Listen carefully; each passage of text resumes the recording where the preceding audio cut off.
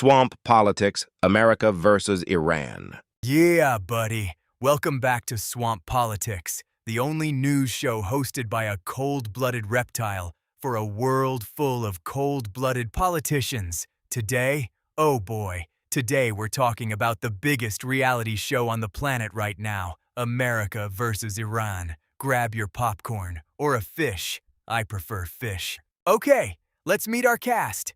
First up, Donald Uncle, the man who tweets faster than he thinks, loves gold everything, and once tried to negotiate world peace with a handshake and a McDonald's order. He's back, baby. Next, Uncle Vlady. This guy doesn't smile. Ever. Scientists say his face physically cannot form one. He's been watching America and Iran argue like a man watching two neighbors fight while quietly moving their fence. And from the other side, the supreme fellas of Iran. Very serious gentlemen who do not appreciate being called fellas. Sorry, fellas. Okay, class, quick history. America and Iran used to be sort of friends back in the day, but then things went sideways. Iran started working on nuclear stuff. America said, "Hey, stop that." Iran said, "You're not my dad." America said, "I'll put sanctions on you." Iran said, "Fine, we'll enrich more uranium." And it's been basically that argument for 40 years. Meanwhile, Donald Uncle pulled out of the nuclear deal in 2018 like he was storming off a reality TV set. "You're fired!" to an international treaty. Classic. So here's where we are now, folks. Iran has been enriching uranium closer and closer to weapons grade. America is going, "Talks! Let's have talks!"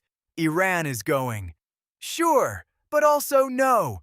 And everyone in the Middle East is nervously watching like guests at a wedding where the bride and groom clearly hate each other. And our man, Uncle Vlady, he's loving it. Every time America is distracted fighting with Iran, Russia quietly does its own thing. Genius if you're into that sort of reptilian thinking. Not that I'd know anything about that. So what happens next? Ali has 3 possible endings for you. Option 1. They actually make a deal. Iran slows down the nukes, America lifts some sanctions, everyone shakes hands and pretends to like each other. Boring, but hey, no explosions. Option 2.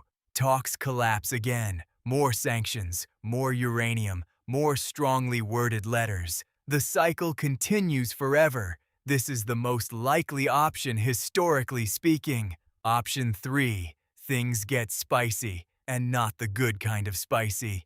The kind where oil prices go crazy, markets panic, and everyone on Twitter becomes a foreign policy expert overnight. Ali does not recommend option 3. Look, here's the thing, folks. The world is complicated, politics is messy, and sometimes it feels like the people in charge are just making it up as they go. But that's why you've got me, Ali the Alligator, to break it down, bite by bite. If you learned something today, hit that like button. If you didn't, hit it anyway. I've got baby gators to feed. Stay smart, stay sassy, and remember, in the swamp of world politics, always watch where you step. Disclaimer. This video is purely for entertainment and educational purposes only. All characters, names, and portrayals are fictional, satirical, and exaggerated for comedic effect. Any resemblance to real persons is intentional as satire, which is protected as free speech. This channel does not promote any political agenda, party, or ideology. Viewer discretion is advised. Before we go, folks, I've got a special treat.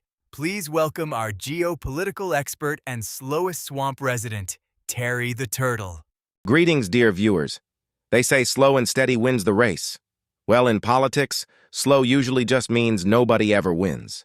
Terry, what do you make of this whole America and Iran situation?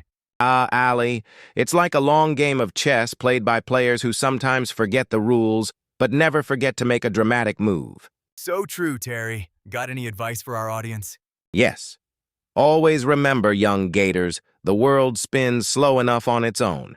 No need to rush into decisions that could whirl it faster. Wise words, Terry. Thanks for crawling by. Well, folks, that's all we have for today's Swamp Saga. Thanks for swimming along with us. And remember, when the world feels like a big, scary pond, just float along and let it pass.